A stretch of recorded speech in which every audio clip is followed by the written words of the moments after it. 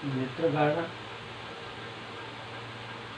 पाठक cultural heritage सेवा की सभा में आपका स्वागत है। मैं इससे पहले इसका नाम पाठक सांस्कृतिक सेवा रखा हुआ था।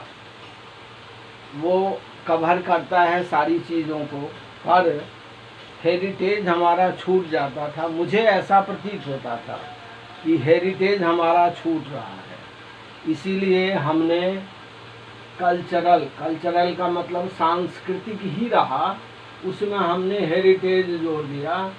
सेवा वही रहा, पाठक वही रहा। और हेरिटेज हमने इसलिए जोड़ा कि आप सीधे से समझ सकें कि यहाँ पे जो हमारा हेरिटेज है, चाहे वो म्यूजियम से रिलेटेड ऑब्जेक्ट्स हों या वर्क हों, आर्कियोलॉजी से जुड़े हुए हमारे ऑब्जेक्ट्स हों या जो भी कार्य हों, आर्काइव से जुड़े हुए हमारे जो भी कार्य हों, या वहाँ के आर्काइवल मटेरियल हों, म्यूजियम के म्यूजियम मटेरियल हों, मटेरियल मीन्स आर्ट ऑब्जेक्ट्स हों, उन सब का कंजर्वेशन हमारे थ्रू होता है, हम करवाते रहे हैं। मैं कंजर्वेशन साइंटिस्ट था, इसीलिए मैं इस कार्य को करवाता रहा हूँ। और हमारे साथ हमारे सुपुत्र श्री VK पाठक, विजय कुमार पाठक जी मैन्युस्क्रिप्ट रेस्टोरेशन में इनका स्पेशलाइजेशन है। इन्होंने नेशनल म्यूजियम के नहीं कुछ तो लगभग 20,000 फोलियोज मैन्युस्क्रिप्ट्स के रेस्टोर किए होंगे। तत्पश्चात इन्होंने लाखों फोलियोज नेशनल आर्काइव के रेस्टोर किए हुए होंगे। अब कोरोना काल में आके हर जगह कार्य सिकुड़ गया है, इसीलिए अब इनकी इच्छा है कि जहाँ कहीं भी हिंदुस्तान में मैन्युस्क्रिप्ट्स रेस्टोरेशन का काम हो, ये जाके कर सकते हैं। या आप इनके पास दिल्ली में इनके प्रयोगशाला में आप अपने मैन्युस्क्रिप्ट्स को भेज के इनसे रेस्टोर करवा सकते हैं। इसके लिए इनका कॉन्टैक्ट नंबर है 9910470537। आपके यदि बच्चे ऑनलाइन क्लासेज लेना चाहें तो 11th 12th chemistry, BSc honours and pass chemistry और 10th 11th 12th मैथ का ऑनलाइन क्लासेज पाठक केमिस्ट्री कॉलेज से ले सकते हैं। मैं पीछे काफ़ी अपने लेक्चर्स देता रहा पाठक सांस्कृतिक सेवा पे, वो मैं देता रहूँगा। आपके प्रश्न होंगे कि आप इतनी बातों को क्यों बोलते रहते हैं, ये तो एक खिचड़ी जैसी हो गई। नहीं, यह मेरे लिए दुखद बात भी है और सुखद बात भी है। दुखद बात इसलिए है कि master of all is master of none, ये इंग्लिश की एक कहावत है। और master of one is master of all. अब मैंने आपको कहा कि मैं म्यूजियम में कंजर्वेशन साइंटिस्ट था, इसीलिए मुझे विभिन्न और वहाँ पे प्रयोगशाला आज भी है, तब भी थी। जो भी बीमारी हो वो प्रयोगशाला में डाल देना है। अगर किसी ऑब्जेक्ट्स का डेटिंग करना है तो वो प्रयोगशाला को भेज देना है। वो फेक है या ऑथेंटिक है वो प्रयोगशाला को देना है। सारे रिपोर्ट्स प्रयोगशाला को देने हैं। वो कौन देगा? एक पक्ष है जो कंजर्वेशन ही करते हैं, दूसरा पक्ष जो हमारा था, जो कंजर्वेशन साइंटिस्ट का था, उसको ये पता भी करना है कि ये ऑब्जेक्ट्स ऑथेंटिक है या फेक है, और उसके कंजर्वेशन भी करने हैं और करवाने हैं। अब आप सोचिए, क्या आप बगैर पढ़े, बगैर जाने किसी चीज़ की रिपोर्ट दे देंगे? अगर कहीं पे वो गलती पाई गई तो उसके लिए आपको कौन कौन से परिणाम भुगतने होंगे आप सोच सकते हैं। तो जब ऐसी परिस्थिति से आपको गुजरना पड़ता है तो आपके पास एक कंपल्सन है और एक ड्यूटी है कि आप बहुत सारे शास्त्रों को जहाँ पे जिस चीज़ का जवाब मिलेगा उसको पढ़िए, उसको ढूंढिए और फिर जो जस्टिफाइड बात है वो करिए। इसीलिए मैं आपको कभी रामायण सुनाता हूँ, कभी महाभारत सुनाता हूँ, कभी पुराण सुनाता हूँ, कभी केमिस्ट्री सुनाता हूँ, कभी मैथ सुनाता हूँ, कभी फिजिक्स सुनाता हूँ, कभी एस्ट्रोलॉजी सुनाता हूँ। कहने का मतलब ये है कि मास्टर ऑफ ऑल हूँ मैं और मास्टर ऑफ नन हूँ। आप के समक्ष अगर कोई प्रश्न हो तो आप मेरे से प्रश्न अवश्य करें। मुझे उम्मीद है कि मेरे उत्तर के पश्चात आपको संतुष्टि मिलेगी। मैं अभी जब मार्च में कोरोना पसर रहा था तो उसके बाद हमने एक कोरोना युद्ध कविता लिखी। किसी ने पढ़ा नहीं, किसी ने, मैंने देखा यूट्यूब पर अब तक हार्डली 270 लोग के करीब लोगों ने पढ़ा। हमने उसमें लिखा था कि जैसे ही ह्यूमिडिटी और टेम्परेचर मेंटेन होगा वैसे ही इसकी गति कई गुना बढ़ जाएगी और चांस की बात है कि गवर्नमेंट को उन्हीं दिनों अनलॉक की प्रक्रिया शुरू करनी पड़ी क्योंकि इकोनॉमी डूबती जा रही थी।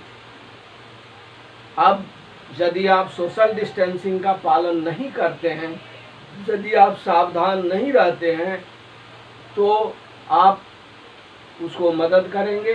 इसलिए यदि आप हमारे द्वारा लिखे गए कोरोना युद्ध कविता को आज भी YouTube पर पाठक सांस्कृतिक सेवा में पढ़ेंगे तो जो मैं आज कह रहा हूँ वो आज मैंने कई महीने पहले भी कहा था। मैंने आज से कई महीना पहले ये भी कहा था कि ग्रहों की चाल, युति, दृष्टि और प्राकृतिक आपदा, मैंने कहा था कि जो प्लानेटरी चालें हैं उससे फिलहाल कोई निजात, कोरोना से कोई निजात नहीं मिलने वाली। कोई अगर डींग मारता है तो डींग मारता रहे, लेकिन प्लैनेट्स के जो हालात हैं वो नहीं बता रहे कि इतनी आज़ादी से इतनी जल्दी इतने आसानी से वैक्सीन मिलेगा। मिल गया, पर लोगों ने हमारे द्वारा बताए गए ये जो 5 वक्तव्य हमने YouTube पर दिए उसको लोगों ने बहुत नहीं पढ़ा। किसी में 50 लोगों ने पढ़ा, किसी में 60 लोगों ने पढ़ा, एक में 298 लोगों ने पढ़ा, पर वो 298 पे आज 3 महीने से अटका हुआ है। कहने का मतलब मेरा ये है कि हमारे देश की जनता के पास समय लड़ाई के लिए, बकवास के लिए, मोबाइल पे फालतू फंड की चीज़ों को देखने के लिए बहुत समय है।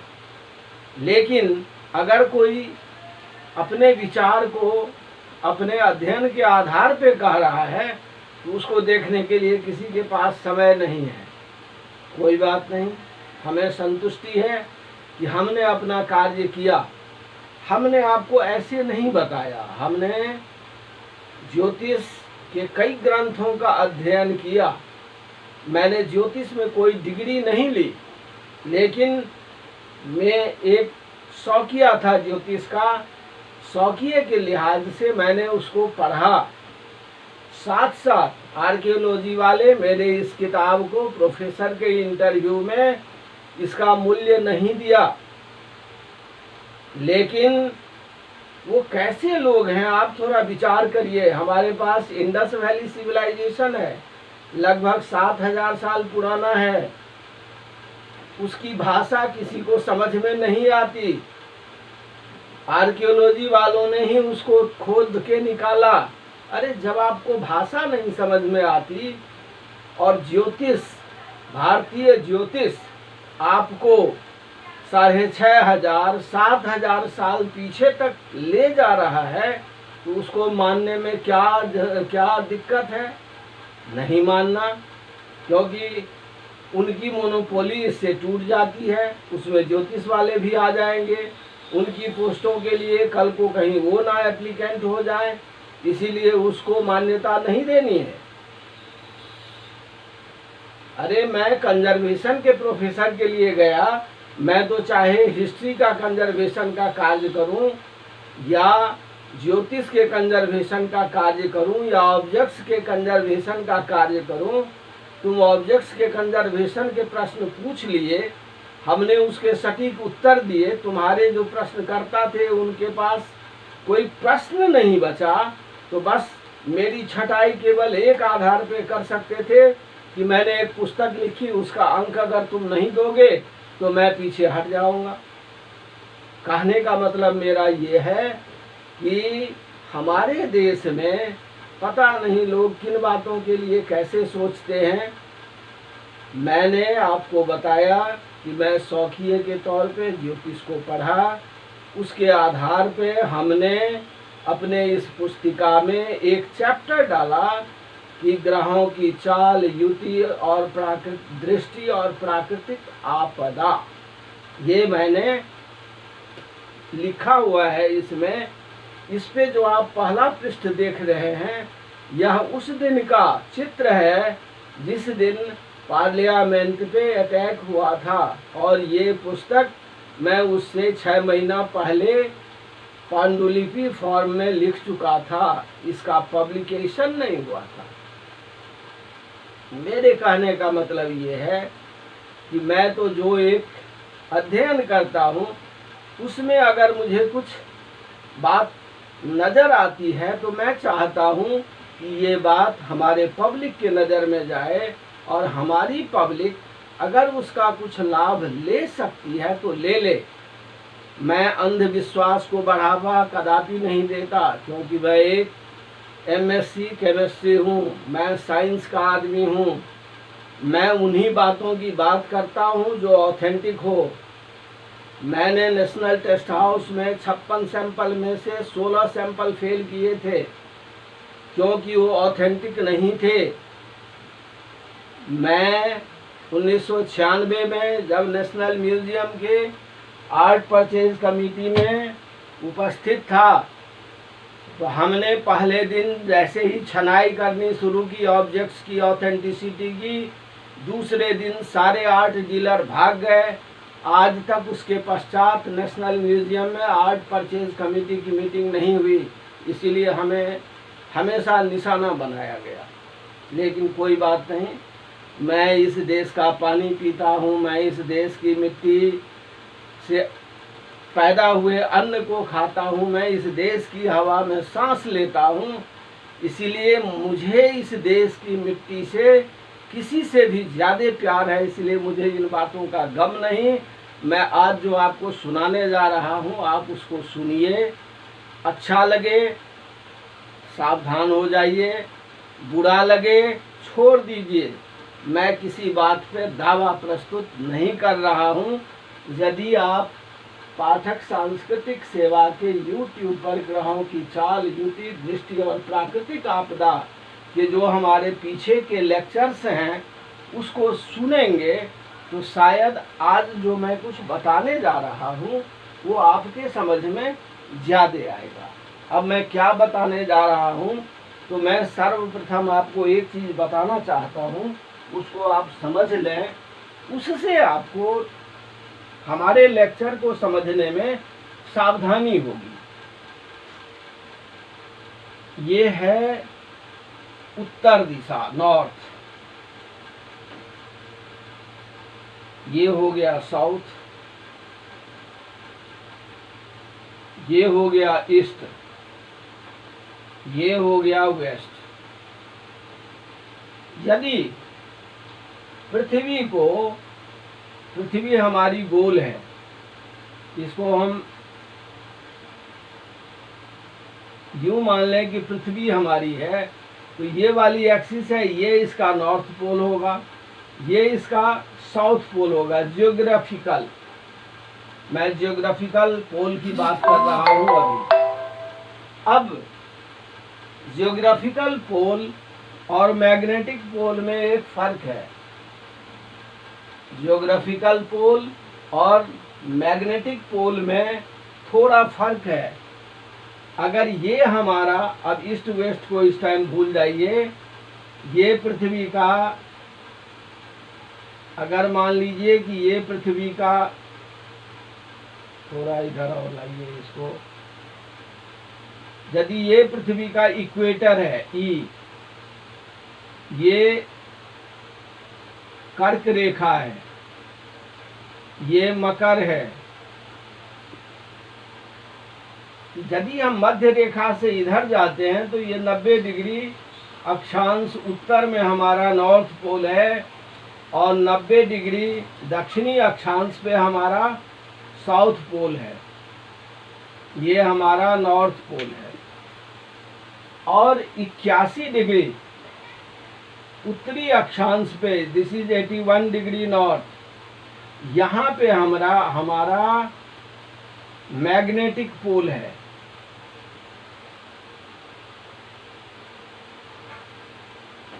तो ये इसका मतलब यहाँ पे थोड़ा नीचे की तरफ, अगर ये ऊपर की तरफ है, मीन्स ईस्ट की तरफ है, तो आप ये समझ लीजिए कि ये साउथ से वेस्ट की तरफ हमारा साउथ मैग्नेटिक पोल है। ये हमारा नॉर्थ मैग्नेटिक पोल है। ये 81 डिग्री उत्तरी अक्षांश है, ये 81 डिग्री दक्षिणी अक्षांश होगा। यहाँ पे हमारा मैग्नेटिक पोल साउथ वाला है, यहाँ पे हमारा मैग्नेटिक पोल नॉर्थ वाला है।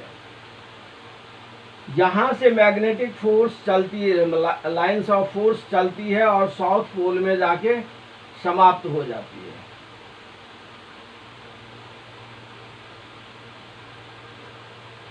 अब पृथ्वी चूंकि यूं रोटेट होती है, तो आप देखते होंगे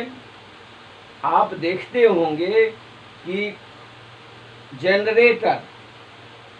जनरेटर और मोटर दोनों में क्या फर्क है।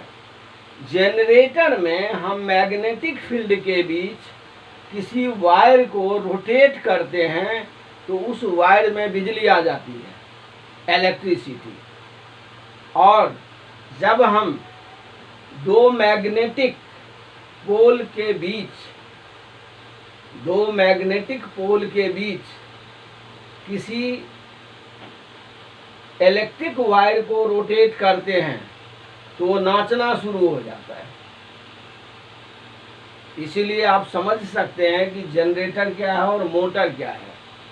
यहाँ पे ये हमारा मैग्नेटिक नॉर्थ पोल है, मैग्नेटिक साउथ पोल है, साथ में पृथ्वी रोटेट भी कर रहा है।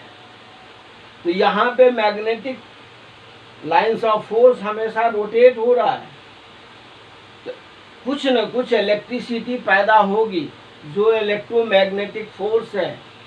और हमारा जो बॉडी है वो, उसमें इलेक्ट्रिसिटी भी है, मैग्नेट भी है, और उस इलेक्ट्रिक कंट्रोल के वजह से ही डॉक्टर लोग पहले ईसीजी चेक करते हैं कि इसका देखो ईसीजी कैसा है, उसे वो बहुत बात को डिटेक्ट कर लेते हैं।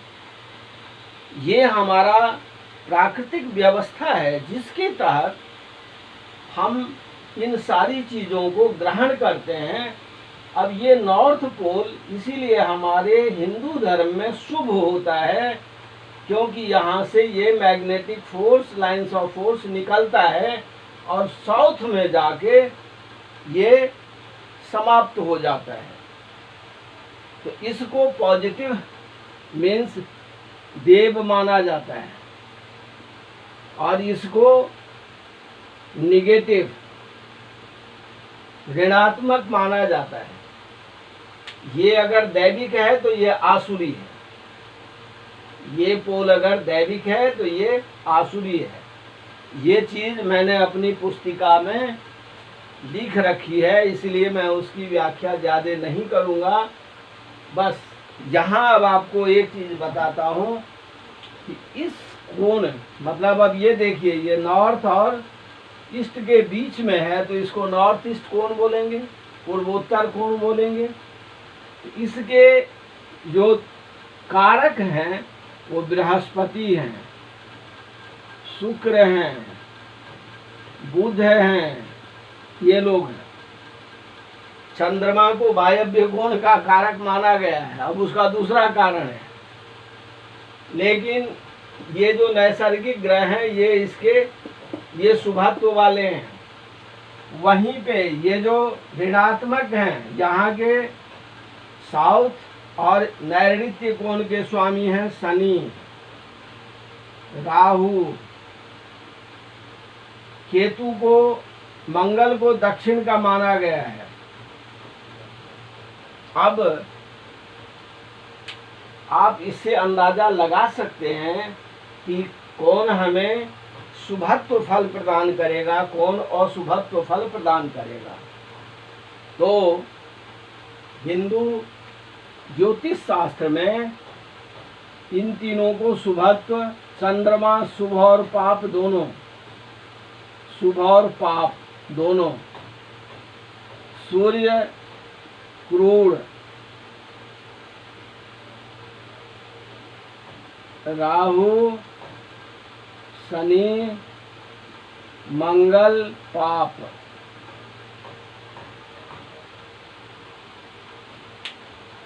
शनि की स्थिति पाप में नहीं मानी जाती, दृष्टि पाप में मानी जाती है। मंगल की स्थिति और दृष्टि दोनों ही पाप में मानी जाती है। राहु सर्वाधिक पाप में है, इसकी दृष्टि भी पाप में मानी जाती है। यहाँ पर अभी हमें इतना ही समझना था। अब आज जो मैं आपको समझाना चाहता हूँ, तो पीछे वाले लेक्चर में मैंने बताया था कि 23 सितंबर को राहु का घर परिवर्तन हो रहा है, राशि परिवर्तन हो रहा है। अब यहाँ पे राहु आज से 1.5 साल से थे मिथुन में, आज वो यहाँ पे वृक्ष में आ गए, वृष में आ गए। केतु यहाँ पे धनु में थे 1.5 साल से, आज वो वृश्चिक में आ गए। राहु को बताया मैंने कि ये सर्वाधिक पापी ग्रह है। केतु, राहु को शनिवत माना गया है, केतु को मंगल के अनुरूप माना गया है। मंगल क्रूर भी है, पापी भी है। शनि दीन है, पापी है। राहु पापी भी है, क्रूर भी है। केतु इसका मतलब पापी भी होगा, क्रूर भी होगा। हाँ, यदि केतु पर शुभ ग्रह की दृष्टि जैसे बृहस्पति की दृष्टि आ जाए तो वो अच्छा फल भी दे सकता है, अन्यथा उससे अच्छे फल की उम्मीद नहीं की जा सकती। अब हमने आपको थोड़े में ग्रहों के फल कैसे होंगे वो बता दिया मैंने, और यही चीज मैं पीछे के 5 लेक्चर में बता चुका हूँ, इसलिए आप उसको देख लेंगे तो आपको समझने में आसानी होगी। अब आज मैं ये बताना चाहता हूँ कि हमारी तनातनी इन दिनों लद्दाख में है और 2-2 छद में, एक अगर राहु है तो दूसरा शनि है। उसमें कौन ज्यादा छलिया है ये जानना कठिन है। वो हमारे ये दोनों पड़ोसी हमेशा हमारे साथ कुछ न कुछ उपद्रव घूम के टेढ़े मेढ़े करते रहते हैं और हम वहाँ पे फंसे पड़े हैं।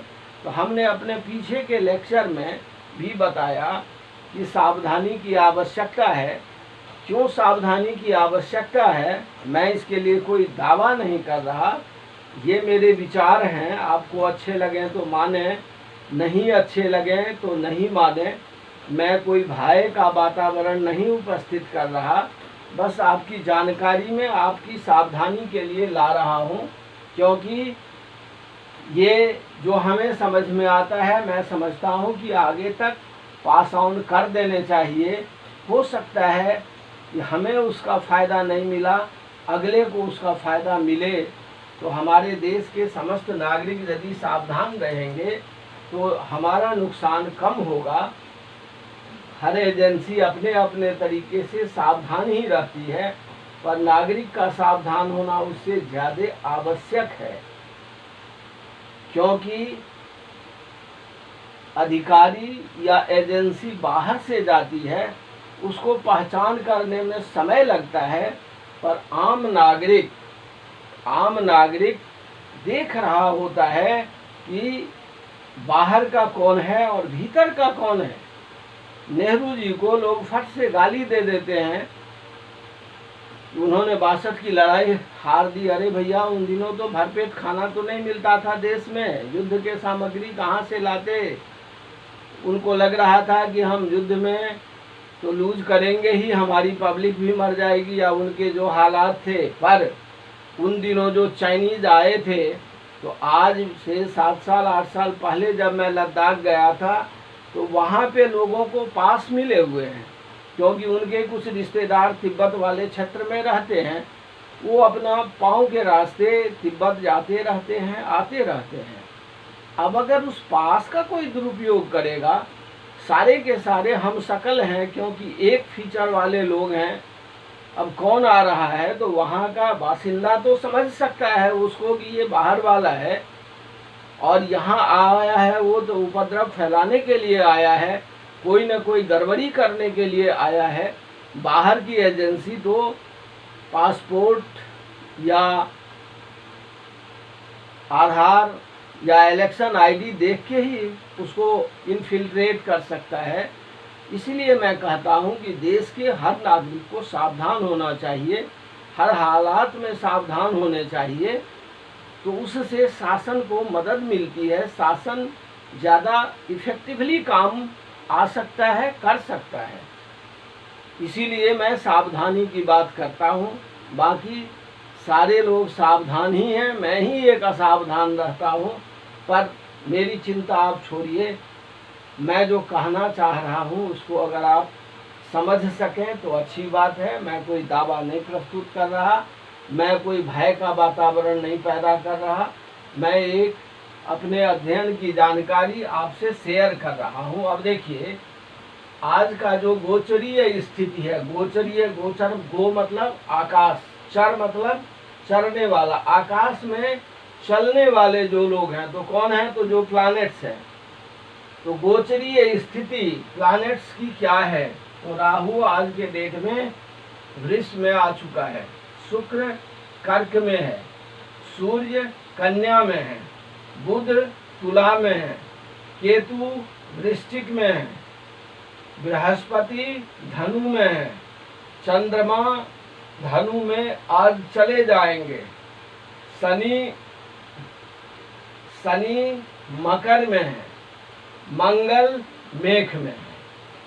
प्रथम दृष्टिया शनि बलवान है, मंगल बलवान है, क्योंकि ये भी अपनी राशि में है, ये भी अपनी राशि में है। बृहस्पति बलवान है क्योंकि वो अपने मूल त्रिकोण में है।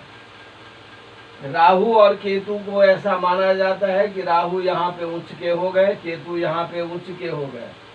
सूर्य कन्या में अच्छे ही माने जाते हैं। बुध शुक्र की राशि में है, इसीलिए ठीक है। शुक्र केवल चंद्रमा के घर में कमजोर माने जाते हैं। चलिए, ये तो हुई प्रथम दृष्टिया। अब दूसरी दृष्टि लगाते हैं। अब जो मैं दूसरी दृष्टि लगाना चाहता हूँ उसको समझिए। प्रथम, अब यदि पाप ग्रह बलवान हो जाए तो बड़ी बारीक चाल चलेगा। अब जैसे आप समुद्र मंथन की कथा को समझिए। जब वहाँ पे देवता और असुर दोनों समुद्र मंथन कर रहे थे, पर राहु ने देख लिया कि भगवान विष्णु देवताओं की तरफ तो अमृत बांट रहे हैं और देवताओं के तरफ तो अमृत बांट रहे हैं और असुर की तरफ दारू बांट रहे हैं। उसने फट अपना रूप परिवर्तन किया, चालाकी की और देव रूप लेकर के देवताओं की पंक्ति में बैठ गया।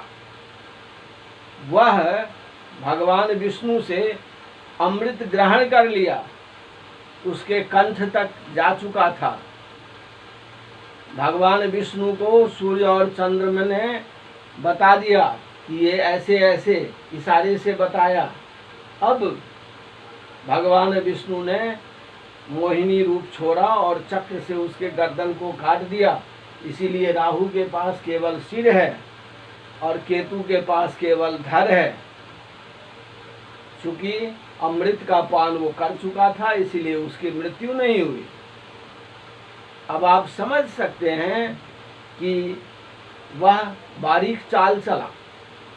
अगर जैसे ही ये बात देवताओं को पता पड़ी तो अमृत पान कर चुके थे, अमर हो चुके थे, युद्ध हुआ, असुरों को मार के भगा दिया, अमृत छीन लिया उनसे। लेकिन राहु अपनी चालाकी से अमृत पान कर ही लिया और नवग्रह में अपना स्थान ले ही लिया।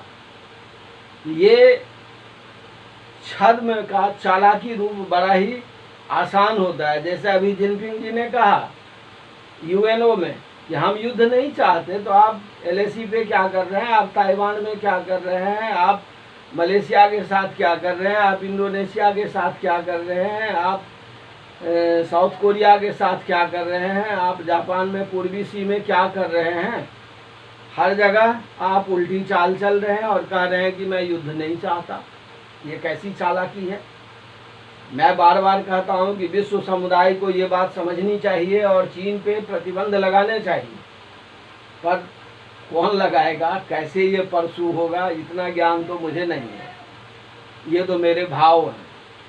लेकिन ये राहु की चालाकी है जो जिनपिंग जी में देखी जा सकती है।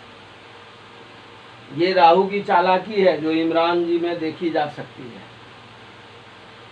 अब जो हमारे नेता होते हैं वो राहु वाले नहीं होते, शनि वाले होते हैं। अगर वो शनि वाला होगा तो बड़ा ही, वो भी उतना ही चालाक होगा जितना राहु वाला होता है।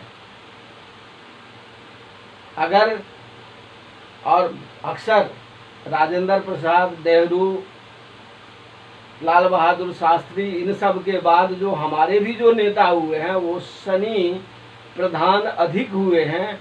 इसीलिए हमारा राजनीतिक स्तर दिन प्रतिदिन गिरता गया है, ऊपर होने के बदले नीचे की तरफ गया है। आप मेरी पुस्तिका में इसकी व्याख्या देख सकते हैं। खैर एनीवे, तो अब मैं जो कह रहा था आपको कि राहु पापमय है, चालाक है, धूर्त है, छद्म वेशधारी है। शनि कमोबेश वैसा ही है। शनि बलवान है, राहु बलवान है। मंगल पाप ग्रह हैं, दृष्टि भी पापमय है, अपने घर में है लेकिन सेनापति है। इसीलिए जो सेना कर्मठता के साथ लड़ेगा वो विजयी अवश्य होगा, जो उसमें दांव-पेच खेलेगा वो मरेगा।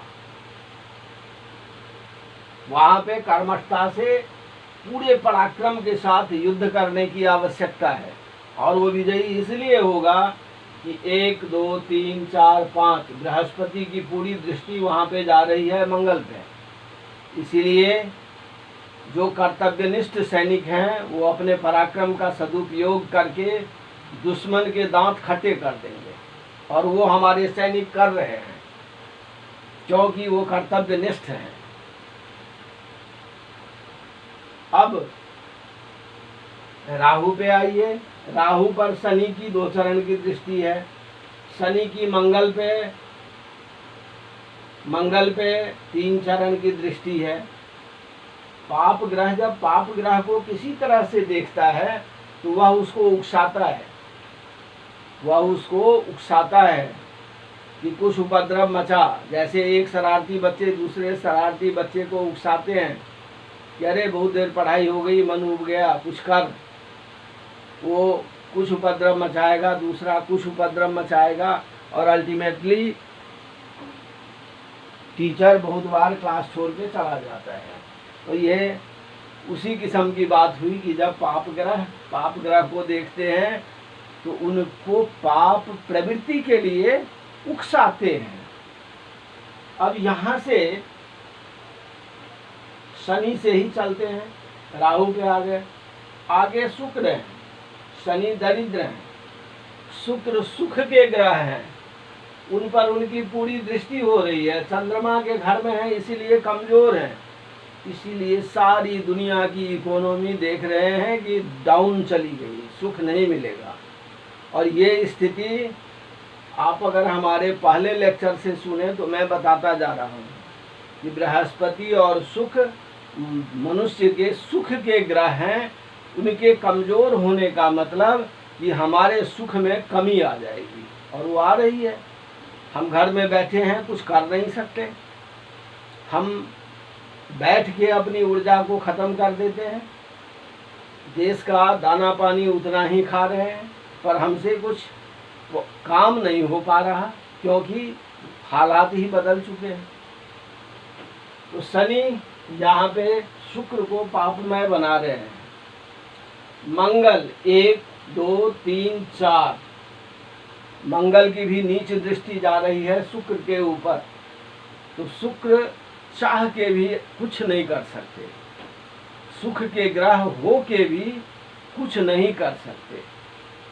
जैसे आप यूं समझिए कि मालिक तो देना चाहता है, उसकी बीवी ने उसके हाथ को रोक रखा है, क्या करेंगे? मालिक का बस नहीं चल रहा। वही हाल है, क्योंकि लक्ष्मी की इच्छा नहीं है कि वो दे, तो विष्णु चाह के भी हैंडीकैप हो जाते हैं। अब यहाँ से चलिए आगे, 7 8 9 10 बुध पे उनकी अगली दृष्टि 10वीं दृष्टि है।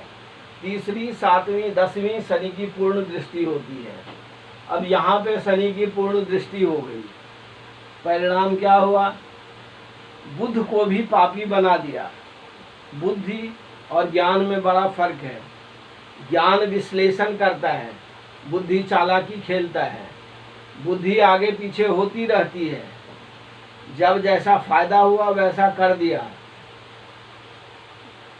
तो बुद्धि दोलायमान होती है, ज्ञान दोलायमान नहीं होता, वह सही निर्णय लेता है।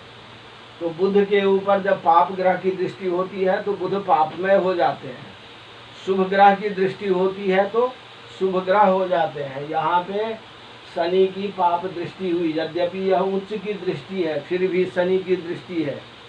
शनि हरण करने वाला होता है क्योंकि स्वयं ही दरिद्र होता है, राहु हरण करने वाला होता है, मंगल हरण करने वाला होता है, छीनने वाला होता है। तो बुध पाप प्रभाव में आ गए। कहने का मतलब कि शुक्र बुध को तो शनि ने पूर्ण पापमय बना दिया, मंगल को भी शनि ने उकसाया, राहु को भी शनि ने उकसाया। अब मंगल से देखिए, मंगल से मैंने बताया आपको कि ये चौथी दृष्टि है, नीच की दृष्टि है। शुक्र को पुनः झटका झेलना पड़ रहा मंगल का। ये कुछ अगर करना भी चाहते तो अब बिल्कुल ही नहीं करेंगे क्योंकि मंगल लेके बैठ गया। ये 7वीं दृष्टि मंगल की बुध पे जा रहा है, फिर से पाप प्रभाव में आ गए बुध। तो इसका मतलब कि बुध भी काम नहीं आएंगे इस टाइम। केतु पे मंगल की दृष्टि आ गई, केतु पर मंगल की दृष्टि आ गई, 8वीं दृष्टि, 4 7 और 8। तो ये चौथी दृष्टि थी, ये 7वीं दृष्टि थी और ये 8वीं दृष्टि है मंगल की। इस पे केतु पे मंगल की 8वीं दृष्टि आ गई। अब केतु क्या है, मैंने बताया आपको कि शुभ ग्रह की दृष्टि पड़े तो अच्छा फल करेगा, कर सकता है। अगर पाप ग्रह की दृष्टि हो गई तो बुरा फल ही करेगा। अब यहाँ पे 2 पाप ग्रह के दृष्टि आ गए मंगल के, इसका मतलब विस्फोटक स्थिति मंगल का पैदा हो गया, केतु का, और राहु की भी पाप दृष्टि यहाँ पे पहुँच गई। इसीलिए ये केतु अच्छा फल नहीं करेगा, ये बुरा फल ही करेगा। आप देखिए, एक दूसरी हालात के बारे में सुनिए, वो अभी बताता हूँ। तो केतु भी खराब हो गया हमारा, तो शुक्र खराब हो गए, केतु खराब हो गए, बुध खराब हो गए, 3 तो खराब हो गए। मंगल राहु उकसावे में आ गए। अब आप आगे आइए, राहु क्या करेंगे? तो कुछ ज्योतिषकारों का मानना है कि राहु की 5वीं और 9वीं दृष्टि है। तो अगर इसकी 5वीं दृष्टि से देखें तो 1 2 3 4 5 सूर्य पे 5वीं दृष्टि जा रही है राहु की। राहु और चंद्र पे जब सूर्य की दृष्टि जाती है तो नुकसान करता है। क्यों करता है वो अभी हम वहाँ पे बताएंगे। अब ये 5वीं दृष्टि हो गई, 6 7 8 9। तो आपने देखा कि 5वीं दृष्टि से उन्होंने क्या किया? किसको देखा? सूर्य को देखा। तो सूर्य को एकदम से बिगाड़ दिया, खराब कर दिया। किसने खराब किया? राहु ने। 9वीं दृष्टि से वो शनि को देख रहा है।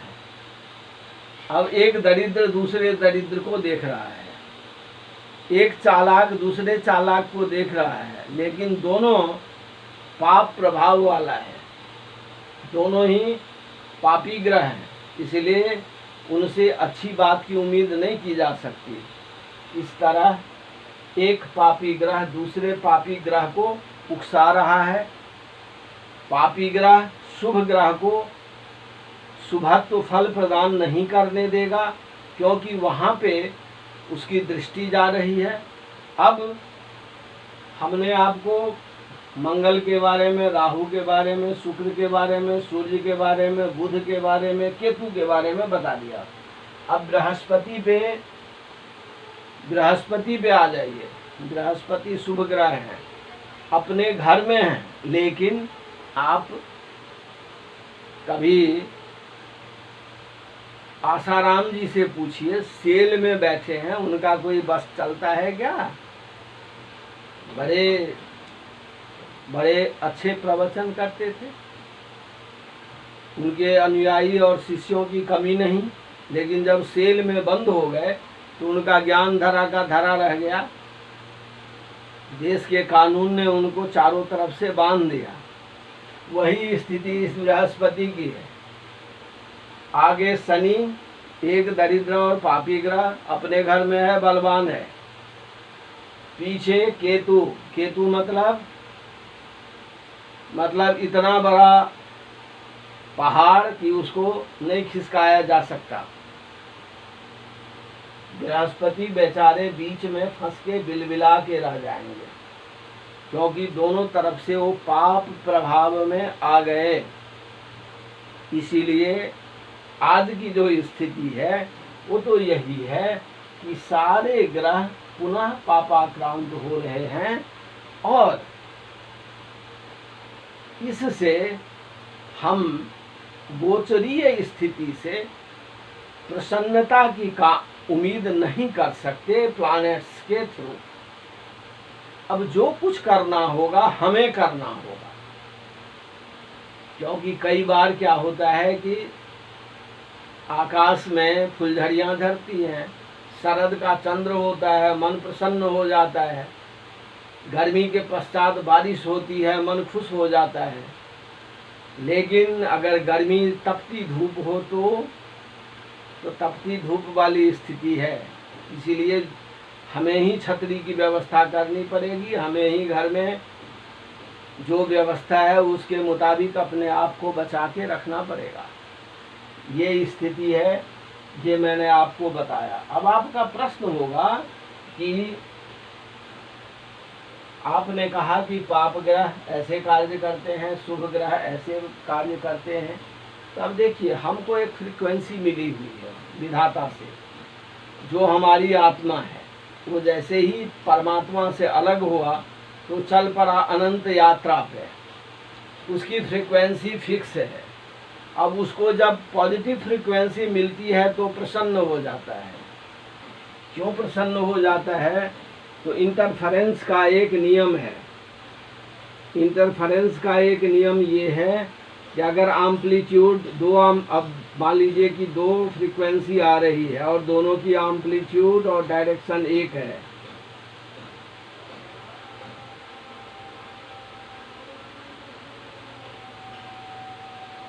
अब इसको आप जोड़ दीजिए, एक लाइन पे ले आइए, तो ये फ्रीक्वेंसी की जो हाइट होगी वो मिलके एम्पलीट्यूड मिलके ये जो इसका विड्थ है वो बढ़ गया। अर्थात अगर ये खुशी थी तो बढ़ गई, ये खुशी थी तो बढ़ गई क्योंकि पॉजिटिव मिला। अब अगर निगेटिव से मिलेगा तो निगेटिव बढ़ जाएगा। तो इस तरह जो पॉजिटिव, जो शुभ ग्रह हैं उनको हम पॉजिटिव प्लैनेट समझें और जो अशुभ ग्रह हैं उनको हम निगेटिव प्लैनेट समझें। तो आपने देखा कि निगेटिव प्लैनेट नैऋत्य कोण और पश्चिम दिशा से संबंध रखते हैं, क्योंकि वहाँ पे हमारा साउथ पोल है, साउथ मैग्नेटिक पोल है। पॉजिटिव प्लैनेट हमारे नॉर्थ ईस्ट से संबंध रखते हैं, वहाँ पे हमारा नॉर्थ मैग्नेटिक पोल है। और ये जो प्लैनेट्स हैं, बृहस्पति सबसे ज़्यादा इलेक्ट्रॉन मैग्नेटिक वेव पृथ्वी पे छोड़ता है। तो बृहस्पति का पॉजिटिव होने का मतलब कि हर जगह ज्ञान की चर्चा होगी। कोरोना वैक्सीन नहीं मिल रहा तो क्यों नहीं मिल रहा? मैंने अपने पीछे के लेक्चर में बताया कि ज्ञान के कारक हैं बृहस्पति और शुक्र, ये लगातार पापमय हो रहे हैं, इसीलिए कोरोना का वैक्सीन मिलना कठिन है। कोरोना का वैक्सीन मिलना कठिन है। कोरोना परिवार के जीनोम को परिवर्तित करके कोविड-19 लोगों ने बना लिया, क्योंकि वो निगेटिव साइंटिस्ट थे। वो बनना आसान था इन दिनों, इसलिए बन गया। वो चाहे किसने भी बनाया, किस लैब में बनाया, पर वो परिवर्तित जीनोम है कोविड-19, इसीलिए उसकी दवाई को ढूंढना कठिन। और जब तक कम से कम बृहस्पति शुभ किसी दिन थोड़े देर के लिए भी नहीं होंगे तब तक नहीं मिलेगा। वो समय बीच बीच में आता रहता है। वैसे तो जब तक ये कुंभ में नहीं जाएंगे उसकी संभावना कम बनती है, लेकिन मैं कुंभ से पहले भी उम्मीद रखता हूँ कि किसी दिन नवांश में बृहस्पति इतने शुभ हो जाएंगे कि किसी साइंटिस्ट की नज़र वहाँ फट से चली जाएगी। जैसे मैं आपको एक कहानी सुना देता हूँ।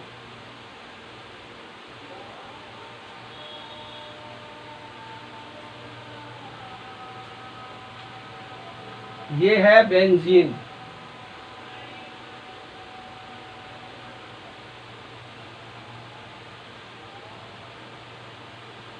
ये बेंजीन का स्ट्रक्चर है। अब बेंजीन के स्ट्रक्चर को वो एस्टैब्लिश नहीं हो रहा था और इसको ऐसे भी लिखते हैं, इसके स्ट्रक्चर को, इसको बेंजीन रिंग बोलते हैं, क्योंकि ये वाइब्रेट करके इधर भी होता है और इधर भी होता है। ये वाइब्रेट करके इधर भी होता है, इधर भी होता है, इसीलिए ये रिंग फॉर्मेशन। और सारे साइंटिस्ट लगे रहे। केकुले को एक दिन सपने में दिखा कि अगर ये स्ट्रक्चर ऐसा हो जाए तो जो थ्योरी नहीं एक्सप्लेन हो पा रही है वो एक्सप्लेन हो जाएगा। और वही हुआ, केकुले ने उस स्ट्रक्चर को पब्लिश किया, उस पर फिर प्रैक्टिकल्स हुए, सारी चीज़ें एक्सप्लेन हो गई सपने में, जागते में नहीं, सपने में दिखा। तो मैं वही बात कर रहा हूँ। मैं एक पॉजिटिव अप्रोच का बंदा हूँ, इसीलिए मैं उम्मीद करता हूँ कि किसी दिन, जिस दिन बृहस्पति नवांश में अति माने शुभ हो जाएंगे, उस दिन कोरोना का वैक्सीन मिल जाएगा। अन्यथा हम सबको सावधान रहने चाहिए। क्योंकि जितने छद्म ग्रह हैं वो उत्तरोत्तर बलवान ही हो रहे हैं और शुभ ग्रह को पाप प्रभावित कर रहे हैं, इसीलिए वो कुछ भी कुचक्र रख सकते हैं और मानव समुदाय को बहुत नुकसान उठाना पड़ सकता है। इसीलिए जितने बुद्धिजीवी हैं, जितने बड़े नेता हैं, उनको यूएनओ में ये बात रखने चाहिए कि भैया कोरोना से लोग ऐसे ही अधमरे हो चुके हैं, युद्ध को किसी तरह टालो, चीन को पीछे हटाओ, पाकिस्तान को समझाओ कि वो अपने घर को ठीक करे, युद्ध की कामना ना करे, चीन उल्टी चाल ना चले, पाकिस्तान को उल्टे रास्ते पे ना ले जाए, ताकि विश्व में विश्व शांति बनी रहे। कोरोना से मानव अपने श्रम से किसी न किसी तरह निकल आएंगे। मैं इसी कामना के साथ समस्त बुद्धिजीवियों, बड़े नेताओं से निवेदन करता हूं कि वो संयम, धैर्य का परिचय दें और युद्ध से बचें। धन्यवाद।